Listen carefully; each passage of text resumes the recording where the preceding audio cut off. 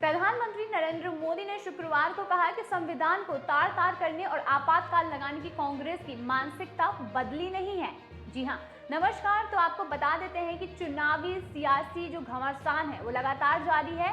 पहले चरण का चुनाव हो चुका है और अभी चुनाव बाकी है। मतदान के लिए मतदाताओं को लगातार जो नेता हैं वो रुझाने की कोशिश कर रहे हैं और कहीं ना कहीं वे एक के बाद एक जनसभा को संबोधित कर रहे हैं और उस सभा के दौरान एक दूसरे पर, यानी कि जो विपक्षी पार्टियां हैं, एक दूसरे पर आरोप प्रत्यारोप लगाती हुई नजर आ रही हैं। वही आपको बताते हैं कि प्रधानमंत्री नरेंद्र मोदी के दौरे लगातार जारी हैं। वो कहीं ना कहीं लोगों को संबोधन कर रहे हैं, लोगों को अपनी बातें सामने रख रहे हैं। लेकिन क्या आप जानते हैं कि लगातार प्रधानमंत्री नरेंद्र मोदी के निशाने पर कांग्रेस है। जी हां, वो लगातार कांग्रेस को साध रहे हैं। विपक्षी गठबंधन इंडिया के पास विकास से जुड़ी कोई सोच नहीं है, ऐसा प्रधानमंत्री नरेंद्र मोदी का कहना है।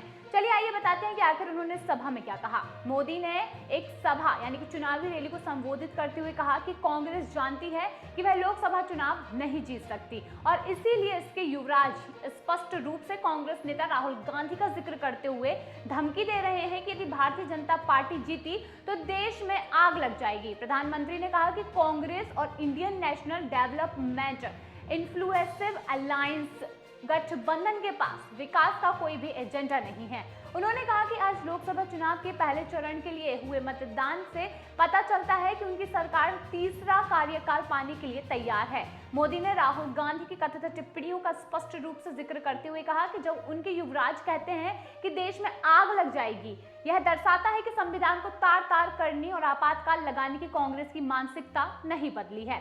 प्रधानमंत्री ने पूर्वी महाराष्ट्र की वर्धा और अमरावती सीट से भाजपा उम्मीदवारों के लिए प्रचार करते हुए कहा कि वर्ष 2014 से पहले ऐसा माना जाता था कि भारत में कुछ भी अच्छा नहीं हो सकता, हर तरफ निराशा का माहौल था। आत्मविश्वास से भरा देश अब मोदी की गारंटी और देश देख रहा है कि जिसमें रोड मैप और प्रतिबद्धता नजर आ रही है। नागपुर से 75 किलोमीटर दूर स्थित वर्धा सेवाग्राम आश्रम के लिए प्रसिद्ध माना जाता है, जहां पर राष्ट्रपिता महात्मा गांधी रहते थे। वहीं वर्धा और अमरावती में दूसरे चरण में 26 अप्रैल को मतदान होना है। प्रधानमंत्री ने कहा कि महाराष्ट्र का एक एक वोट विकास के लिए होना चाहिए।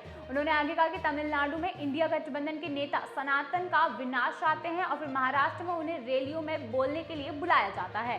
कांग्रेस ने राम मंदिर प्राण प्रतिष्ठा समारोह का बहिष्कार किया। प्रधानमंत्री कहते हैं कि इंडिया गठबंधन के नेताओं ने अयोध्या में रामलला की मूर्ति के सूर्य तिलक को भी पाखंड बताया है।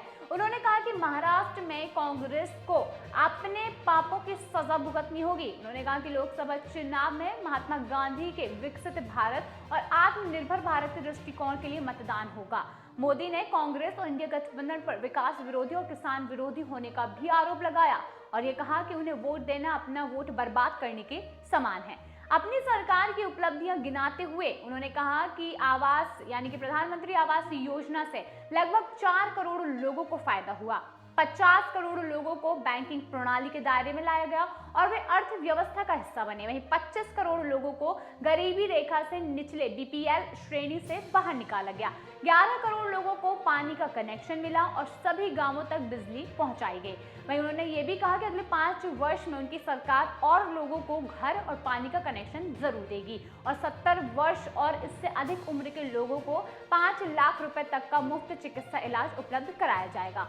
मोदी ने कहा कि देश ने पिछले 10 वर्ष में वंदे भारत जैसी आधुनिक रेलगाड़ियां और चंद्रयान मिशन की सफलता देखी। उन्होंने बताया कि अब बुलेट ट्रेन का सपना और गगनयान मिशन सरकार का जो है वो साकार होगा। उन्होंने ये भी बताया कि विकसित भारत महिला सशक्तिकरण के बिना अधूरा होगा। उन्होंने महिला स्वयं सहायता समूह के नेटवर्क का विस्तार करने और 3 करोड़ महिलाओं को लखपति बनाने के लिए उनकी सरकार की भूमिका के बारे में बताया। लोकसभा चुनाव के पहले चरण के तहत देश के 21 राज्यों और केंद्र शासित प्रदेशों की 102 लोकसभा सीटों पर शुक्रवार को मतदान संपन्न होने के बाद भाजपा ने बड़ी जीत का दावा कर दिया है। भाजपा के राष्ट्रीय प्रवक्ता सुधांशु त्रिवेदी ने पार्टी मुख्यालय से मीडिया से बात करते हुए ये दावा किया कि पहले चरण के चुनाव में पीएम मोदी के पक्ष में देश की जनता एकजुट नजर आ रही है और निश्चित ही रूप से एक लहर दिख रही है। दूसरी तरफ इंडिया गठबंधन और उनके स्वघोषित नेता राहुल गांधी की तथा कथित करंट की बिजली भी गुल नजर आ रही है। उन्होंने पहले चरण के चुनाव से ही भाजपा की बड़ी जीत का दावा करते हुए कहा कि आगाज यह बताता है कि चुनाव का अंजाम क्या होगा।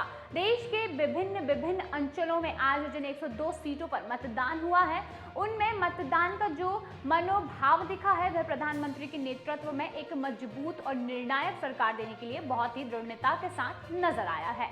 वही पार्टी आश्वस्त है कि प्रथम चरण में पिछली बार से कहीं अधिक सीटें जीतकर अपने विजय के अंतर को प्रभावी एवं निर्णायक ढंग से बढ़ाने में सफल होगी। भाजपा उन राज्यों से भी छलांग मारने जा रही है जहां पर अभी तक पार्टी को उतना महत्वपूर्ण नहीं माना जाता है। राहुल गांधी पर निशाना साधते हुए त्रिवेदी ने यह भी कहा कि नफरत की दुकान का कोई भी सामान प्रभावी होता नजर नहीं आ रहा है। प्रथम चरण का मतदान समाप्त होने तक एक बात और स्पष्ट हो गई है कि पहले चरण का मतदान पूरा हो गया है, लेकिन राहुल गांधी अभी भी अमेठी से नामांकन करने का साहस नहीं जुटा पाए हैं। वहीं आपको बताते चले कि जिस तरीके से पहले चरण का जो चुनाव हुआ है, पहले चरण की जो वोटिंग हुई है, उसके बाद से कहीं ना कहीं बीजेपी में एक अलग ही कॉन्फिडेंस नजर आ रहा है, जहां पर बीजेपी खुद ये दावा कर रही है कि इस चुनाव में तो बीजेपी ही आगे निकलेगी। कहीं ना कहीं पहले चरण में बीजेपी ने अपने 400 पार की एक जो पहला पड़ाव है उसे पूरा कर लिया है। ये तो रिजल्ट ही बताएगा कि आखिर क्या सच में बीजेपी ने इस बार छलांग लगाई है या फिर नहीं, लेकिन यहाँ पर बीजेपी के जो दावे हैं वो साफ तौर पर यही नजर आ रहे हैं कि यहाँ पर कांग्रेस पीछे और बीजेपी आगे चल रही है।